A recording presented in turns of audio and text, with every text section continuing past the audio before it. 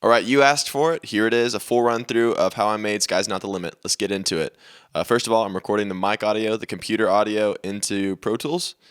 So there you go, because I'm using Ableton. So let's start off with this little intro bit right here. Nope, not that one. This one.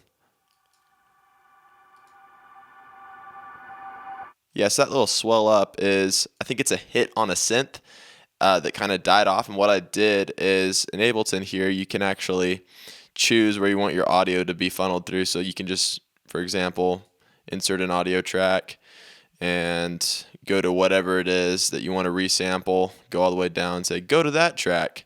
And so it will actually funnel the audio back into this track. You can hit record like this, and then you can record that sample in. And so what I did was, like I said, just had one hit on a synth that kind of died off, and I re-recorded that into a track just like this.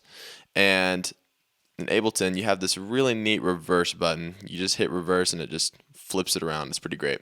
So that's what I did for that little intro piece. So we hear that, and then sorry, we got some things soloed out or something. Oh yeah, that's right. Got to put it back into swells. So we get through this intro bit, picked up by a couple of things. So we have this going. That's a sound by the company Output. It's really awesome. Love it. It just added a little bit of an extra atmospheric flair. And we have this pad going on, which is actually an arpeggiator with the release and attack time set pretty high, backed off on the EQ and the frequency. Funny note, I almost did this where I had this delay kind of changing, making this really kind of strange sound, but I figured it was a bit too much for the track. If you take away the shimmer, you can kind of hear the arpeggiation a little bit better. It's actually a triplet thing going on. Triplet, triplet, triplet, triplet, triplet. Yeah. And so it doesn't really fit the timing super well, which is kind of cool when you add reverb to it. Makes it this kind of like wish-washy thing. And then you got the wind on top. It's pretty legit. All right, and then we have our first initial drop in Sky. That's just a kick drum in reverse, 808 kind of thing. Got this. That's a good transition piece I found out is little frequency, what's it called? Little frequency sweeps and stuff like that make for good transitions. I've been digging doing like a reverse kick drum for a lot of my transitions recently because it sounds, I guess, a little bit less normal or what's been used in the past. Yeah, kind of like it. A little shorter, gets that low end interacted. I like it. And so yeah, we have that first initial drop. You know, pretty simple stuff going on here. I will note that my kick, as you can see, I've got several different kicks going on almost the whole time. For this bit, 2 kicks going on. The reason that I layer my kicks like this is because sometimes I get something, a frequency range that I like or an attack I like from one sample, but I need to also get that from another sample. So like a more low end thing from another sample. So here's kind of my low end thing. Just that gives it that extra linger on the low end, and then that's my attack together. See what I mean? So we got that going on here. What a mystery it is. I don't have this hat on right now because I sent this to my dad and he was like, don't bring that hat in on that part. Wait for it, hold it out. And he's a genius, so I'm like, yes sir, Father Beard. Then I got these snaps going on. I think these were just lingering around in Ableton somewhere. Pretty simple stuff. Yeah, the reverb's already on there. I have no EQ on it. I just dropped it in. I was like, that sounds good to me. Yep, that's it. Sometimes you can just drop a sample in and it's like, yep, no problems with that. Smiles away. Yep, all right, let's move on to this next piece here. Another drop, another reverse pad thing. I think it's the same one as the intro. Also use a little swell here to ramp it up a bit. Drop out and we're in our electric guitars. We have acoustic going on here too. Real simple. Kind of like build up and then drop out to bring it in for this next moment. Some more swells. You glow with pride, light years away in time. Yeah, so I figured I'd go through this part with you guys. I'm basically doing this build and drop thing on all these lines, and how I'm doing that is through some automation stuff. Let me get to where that is. First of all, I got swells going that drop right on a beat. Drop, glow with pride, drop, and sorry, my voice is a little groggy because I'm filming this in the morning. We also got these synth bass things going, and if I'm correct, yeah, the release time is set super small. So right whenever they stop, there's no hangover. You glow with pride. And also, also what I'm doing on here is we are automating the filter frequency so that it kind of ramps up the sound. I'll give you a little taste of what that sounds like. You see how it gets a little bit brighter and then it drops back off? Yeah, so that was the goal. Pretty subtle, but what I'm learning is, to paint a picture, it's not about smearing as much paint on the canvas as possible, but it's about just adding one tiny little detail at a time on top of another detail on top of another detail that ends up creating a masterpiece. So a lot of these things I'm showing you are really, really subtle, but it's those subtle things, those really intentional subtle things that end up building out a masterpiece. And yeah, let's see what we got going on over here. Yeah, pretty simple stuff. I think we just got some level automations going on here. So we're basically building and dropping.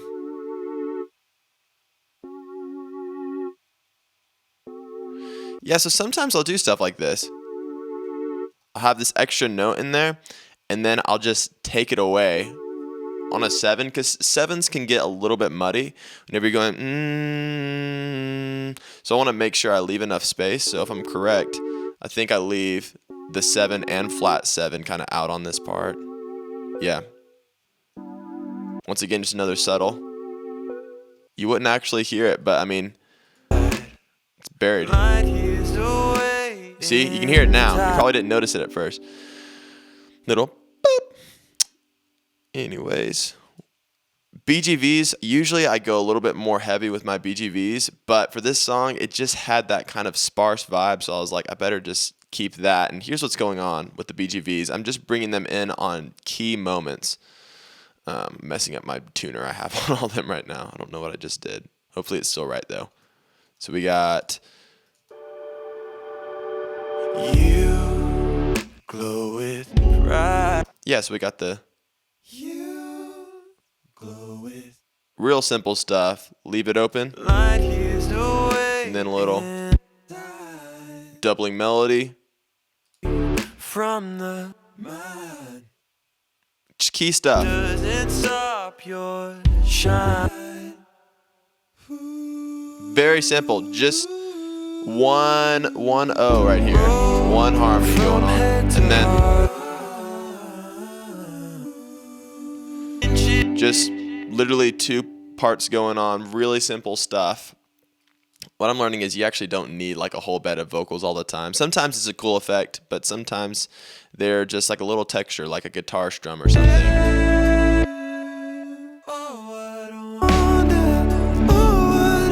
Harmonies out. Harmony in. And then I kind of wanted this to have a Christmas vibe, so I was telling my dad, and he said, you know what, add some jingle bells. So, yeah, I got a couple different jingle bells going on here. I think I got a little bit of delay or something going on one. Yeah, somewhere in here. Maybe not. I felt like I did. I do somewhere. I don't know where it is, though. Yeah, there it is. Going to. Yeah, Verb Suite Classics. Man, Slate is killing the game. I'm loving their plugins. I probably got Slate plugins on almost everything. And that's as I look through everything, and there's no Slate plugins. Slate's awesome, though. I highly recommend them. You can get a subscription from them, and it's not very expensive. It's like, I think it's like $20 a month, maybe even less than that.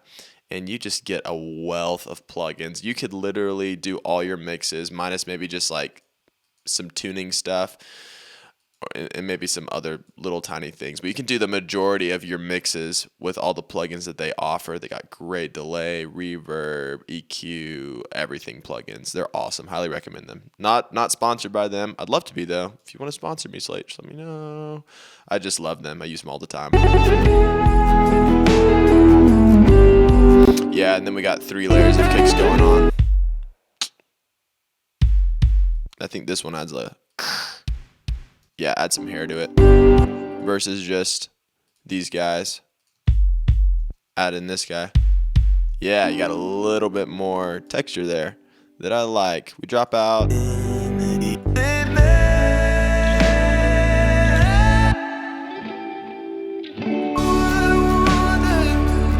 You know, there's not a lot going on here. I mean, we only have, let's see what's actually going on. We got like kick snare, no snaps.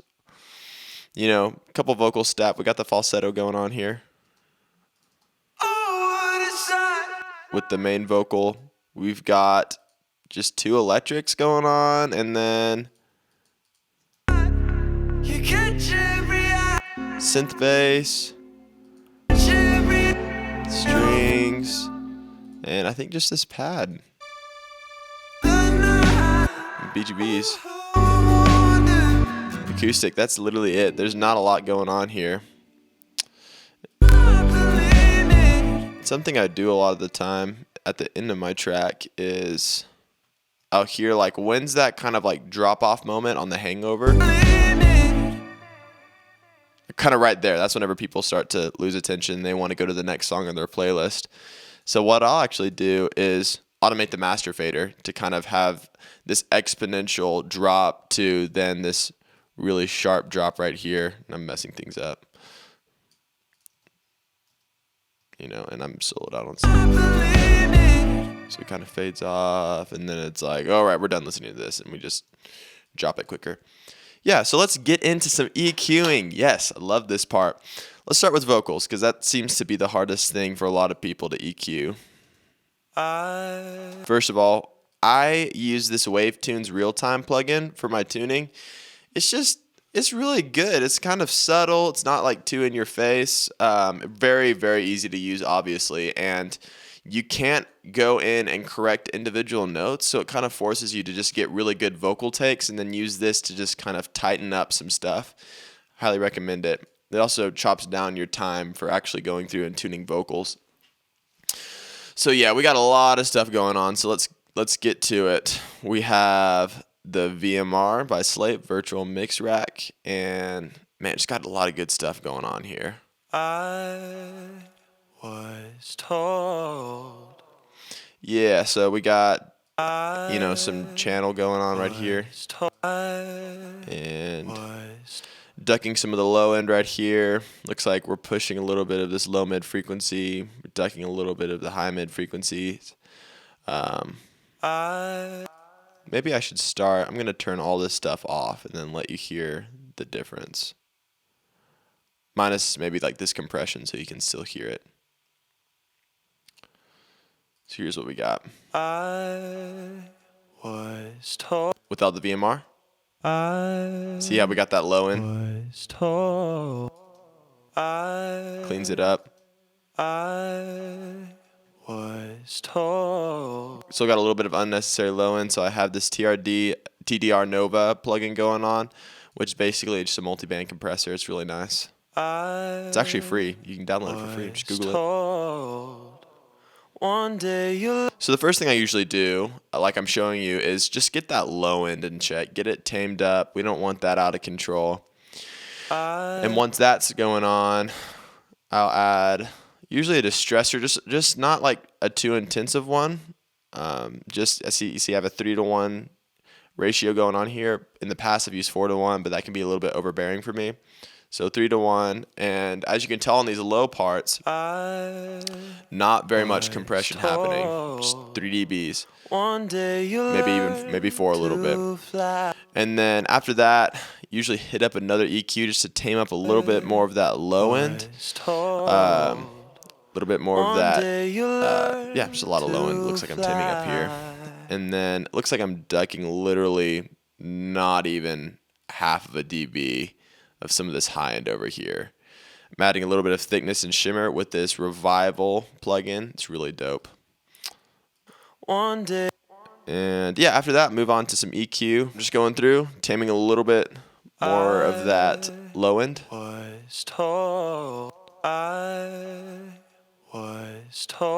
we're still kind of getting this papery like thing going on. So I went through and I tried to tame a little bit more of that up.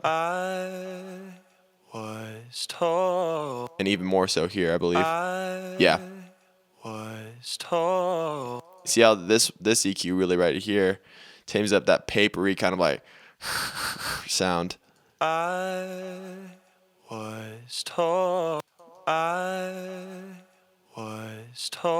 See what I mean? And then I usually use 2 compressors. One to do the initial kind of soft compression. As you can see, I have the tack time set kind of low, and the release time's about at 12 o'clock here. I don't want to hear the attack sound. Before I had it like over here. You don't want to hear that attack sound, especially on ballads like this.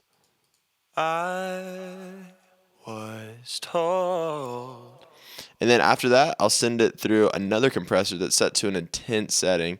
Once again, the attack's really low, because if the attack is high at all, whenever you're using a 20-to-1 ratio, the compression just gets extremely intense. Don't recommend having the attack above, say, 3 whenever you're going for such an intense ratio on vocals. Or maybe on this style. Maybe there's some styles that works better on.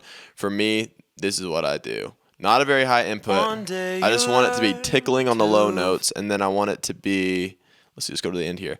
I want it to be slamming a little bit harder on these high notes. A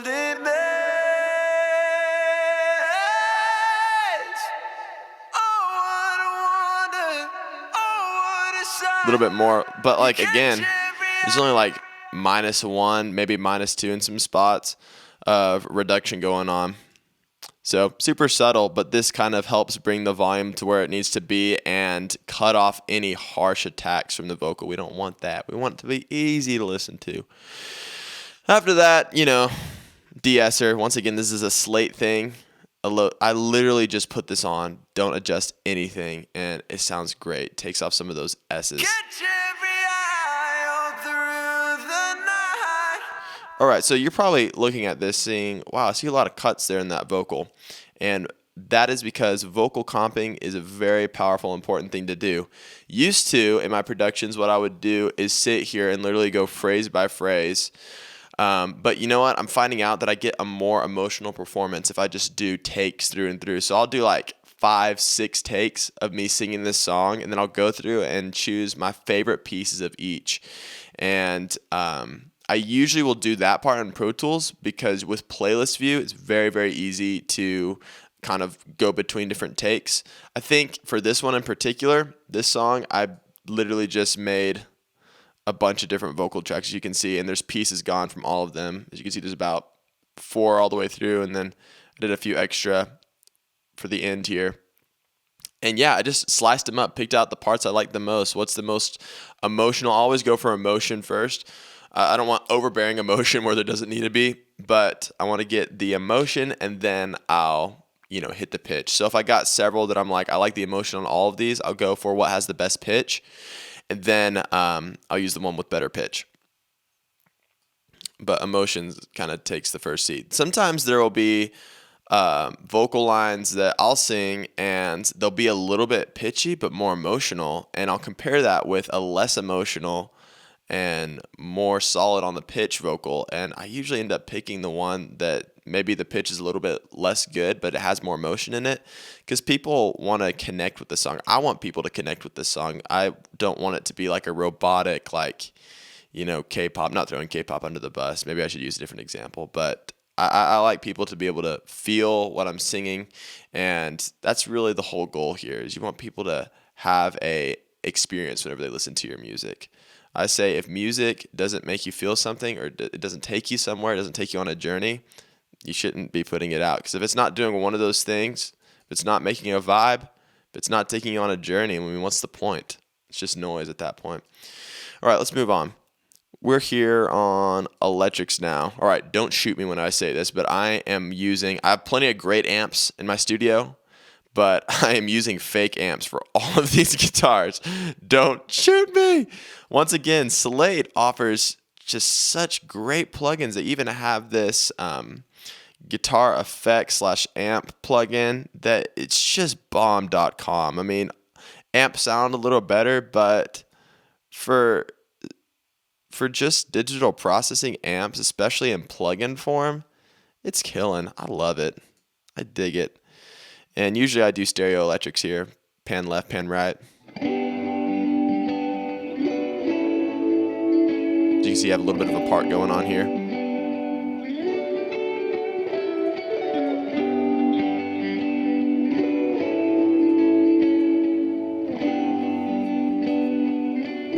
Subtle stuff.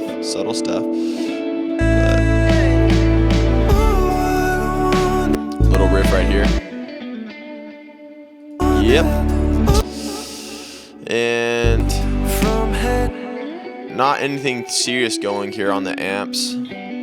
Have a clean thing going. I turn the compressor up because to get that like da na na na na to really stand out, there really needs to be a lot of squash going on. So I'm using my pedal board. Wait, actually, am I? No, I'm not using my pedal board. I'm just going straight direct whenever I recorded these guys. And I'm using,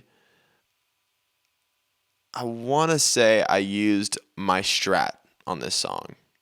Yeah, that feels about right. It was either my Strat or my Jazz Master in that like middle pickup position. But sustain squash, and then got a little bit of this chorus thing going on. It just sounds so good. Tiny bit of this tape delay. You see, as you can see on the mount, it's 10%. Got this EQ going, and yeah, their delay and their reverb sounds really good in here. Sounds like an actual pedal or whatever. And you can do it post amp just like this, so it's a little bit more clean. Yep, stereo guitars is usually the way to go for me. It creates that wider mix. Yeah, let me move on to my synth bass right fast, y'all, because it took me a long time to learn how to make good bass synth sounds. But for this song, I'm going for something that's obviously not like... I wanted to do something a little bit more subtle. So here's what we went with. I have this synth bass going, and that has a little bit of an envelope going on the frequency. So every time the attack happens, the frequency shoots up a little bit. And then I have this sub going beneath. And let me see what's going on here. Yeah, I don't have any oscillators turned on for this sub one. I just literally have the sub going on with a lot of drive. And I've carved out a little bit of the low end because, it's easy for low end to just get all muddied up and to just muddy up your mix. So I try to be intentional about where my low end is going together. Subtle, but it's got that good, just padded low end. And usually, I'm a big fan of a sawtooth wave. I mean, sometimes I use square waves, but it's usually has something to do with like a sawtooth. And you see I have a couple different intensities of a sawtooth going on here. And looks like the more subtle one is turned up higher. And I do have a little bit of sub going on this first synth bass, but it's a lot lower than the other one. And just this crazy EQ, because I guess I was just tripping out and wanted a very specific sound. Makes sense now. I'm like, there's not enough presence there. Wanted it to stand out a little bit more, have a little bit less low end. There you go. And then strings. What am I doing for strings here? Let's see. Literally just compression, EQ, and I'm using session strings too from Contact. It's great.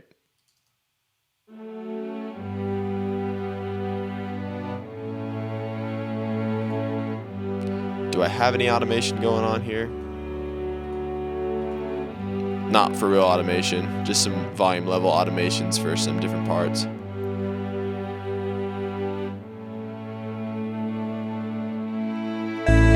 Yep. Let's move on to the solo guitars. Once again, stereo. And I think I did a few takes of this and just picked out my favorite pieces that sounded the most emotional.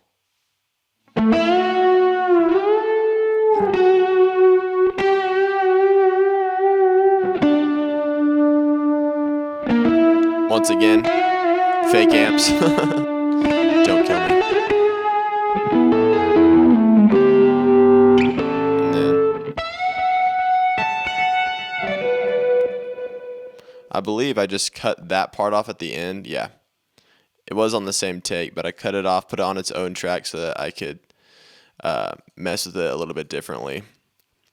But yeah, that's the creation in basic form of Sky's Not the Limit. I hope you guys enjoyed this.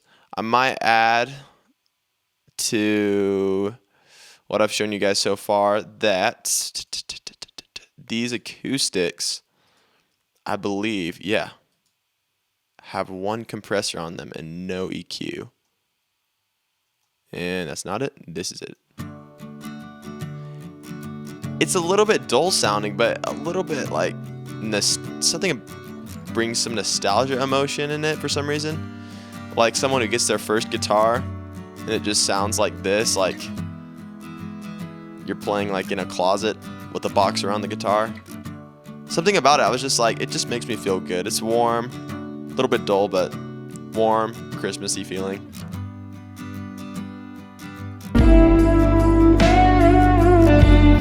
So anyways, there's the creation of Sky's Not the Limit. Hope you guys enjoyed it.